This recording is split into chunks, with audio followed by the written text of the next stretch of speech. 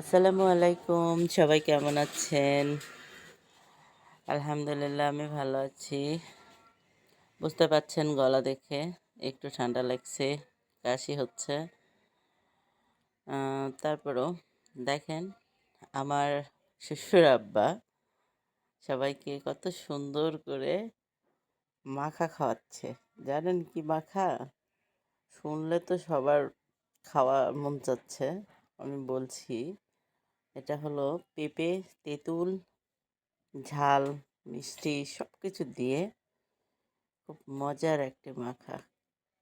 আমার ছোট জার আজকে এটা মাখছে, সবাই মিলে খেলাম। বাচ্চাদের মধ্যেও একটু সবাইকে দিচ্ছে।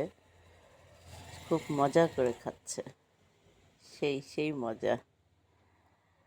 আপনারা কে কে খাইছেন কমেন্ট করে জানাবেন। ওকে।